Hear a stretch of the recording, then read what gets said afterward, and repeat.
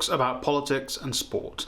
You're going to hear a lot of people say, keep your goddamn politics out of my sport, when sports are some of the most political things that you can participate in as an individual, whether it be the roots of the sport itself or the root of the teams with which you support. For example, when I was a kid, for some reason, I was drawn to Liverpool. And this was Liverpool when they were bad. They weren't winning anything, but I was drawn to them. And as I grew up, I learnt about their working class roots, the current Liverpudlian roots of the working class and the immigrant populations that widely supported Liverpool because of that, and even the religious context of it. It gives so much nuance and context to the team you're supporting, and it even goes down to the sport in itself. So I thought, as someone who's passionate about sports and politics and books, this entire shelf is going to be a football shelf with football history and tactics stuff. It's going to get bigger, I promise. Why don't I go into it in this video? The first book I'm going to be talking about is this yellow one here, Dr. Socrates. It's about a player called Socrates from Brazil. Although you'd think, oh, a biography about a player, that's not going to be the most political. It's about Socrates' life in and outside of football. In football, he was a fantastic player who was part of one of the greatest teams to never win the World Cup with Brazil. But also, the bigger part about his life is his politics. As a player, he has gone beyond what any other player possibly has done, at least that we know of, in terms of trying to help and push political movements. Socrates was very much for the working class. He was very much a philosophical thinker when it came to the working class and trying to uplift them in Brazil.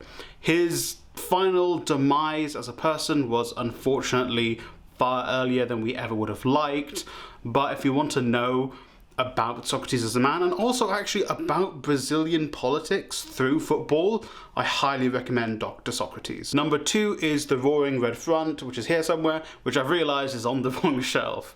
But I've spoken about this book before, so I won't go into too much detail, but it is about left-wing football clubs and their impacts on their society and their history. Very telling with what's going on in the world. There's a whole chapter about a club called Palestino, which is a Chilean football team which has its roots in Palestinian immigrants to Chile, and I follow them on Instagram. I keep up with their football as well. They are very, very active in their support for the current plight of the Palestinians, which is so great to see that coming from different parts of the world. There are other football teams mentioned in there, so if it's someone who wants to know about football and politics more so out of Brazil than outside of Brazil, I highly recommend this book. Number 3 is Beyond a Boundary by C.L.R. James. C.L.R. James was a prominent West Indian political thinker, philosophical thinker in the 20th century.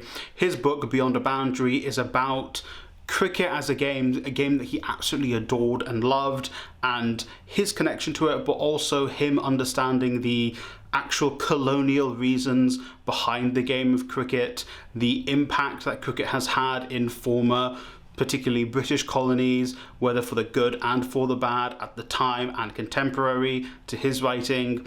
So it's a very deeper book. If you know someone who likes cricket, and I know that's going to be a far niche audience than the football books, I highly recommend this. And C.L.R. James's work in general, I recommend. Even if you don't care all that much about cricket, go and pick up a C.L.R. James book. Number 4 is When Friday Comes, which follows James Montague's travels through the Middle East and talking about football, but he also very much goes into the different political aspects of football and how football is used as a political tool, especially in the Middle East. The 2022 edition, personally, I think is the best one because it includes the build-up to the Qatar World Cup. He talks about the ban on female spectators in Iran, and also how some of these female spectators have been trying to sneak in to watch football because they're so passionate.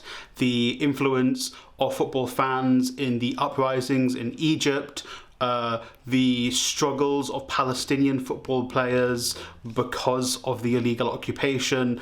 It is such a great read, and I think even if you're not a football fan, that book in particular is the one where I feel like you would really enjoy it if you care about politics, especially Middle Eastern politics. That is, of the 4 books I'm talking about today, and why it's at the very end, the most interesting book for a sports and non-sports viewer slash enjoyer, if you will. Thank you for watching this video. I know it is more sports orientated, and I know that doesn't do particularly well, but I think I'm going through some personal life goal and career changes which kind of relates to what I'm talking about, so I wanted to make a video about that for you guys. And also it is loosely based off the unfortunate political circumstances we're seeing ourselves in the Middle East and Africa. I'm hoping my next video, so either next week or in 2 weeks time, will be about some books that will help you learn about Sudan or the Congo.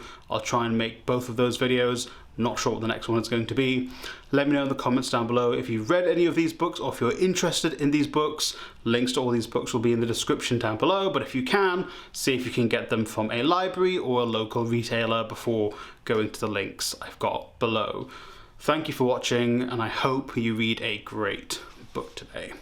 I got a little dragon there, and I got a little tuk-tuk there.